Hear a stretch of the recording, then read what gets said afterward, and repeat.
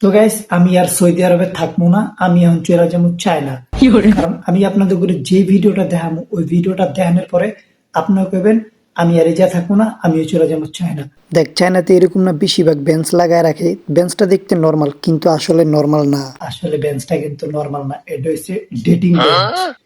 মানে ডেট করে যে বাংলাদেশে পোলার মাইয়ে যে একলগে ডেট করে, তো ওই হিসাবে চায়নার তো এটা ধরা হয় ডেটিং বেঞ্চ। এটা হচ্ছে ডেটিং আর লাভ বেঞ্চ। ধর, সিঙ্গেল মাইয়েরা এই পাশে আইসা এক পাশে বইসা পড়ে, ছেলেরা আইসা আরেক পাশে বইসা পড়ে। তারপরে যদি ওর লগে বই না জায়গা, বাহ বাহ বাহ বাহ, মাশাআল্লাহ তাবারাকাল্লাহ, বইয়া পর সাইড দিয়া তারপর ওই মানুষটা অপোজিট পাশে বইসা পড়ে, যাতে প্রথম লোক গইসা ওর কাছে আয়া পড়ে।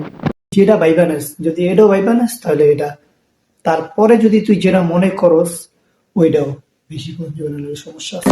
আচ্ছা, যাই হোক, চায়নাতে মানুষ এই জিনিসটা লাগাইছে এই কারণে, যাতে তারা মোবাইলের থেকে চ্যাটিং করা বন্ধ করে, মানে মোবাইলে রিলেশন করা বন্ধ করে, যাতে এই বেঞ্চে বসে রিয়েল লাইফ রিলেশন করে। আর একসাথে পরে যাতে তুই গার্লফ্রেন্ড বানাইতে পারস, বুঝছস? যদি অফারটা বাংলাদেশে থাকতো তাহলে সর্বপ্রথম আমি দেবো। যাই হোক, তারপরে তুমি যাতে কথা বলতে পারো, ওর সম্পর্কে ভালোভাবে জানতে পারো, ওই হিসাব করে বেঞ্চটা লাগাইতেছে। যাক, চায়নার সিস্টেমটা আমার অনেক ভালো লাগছে।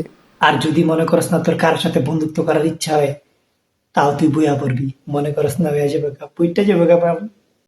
তারপরে তুই যে কোনো এক সাইডে বইয়া যাবি, অপোজিট সাইডে যে মানুষটা থাকবো ওই মানুষটা যদি তোরে পছন্দ করে, তাহলে মনে করস না আস্তে ছেড়ে দিব, তোর কাছে ঘেঁষে পড়বো।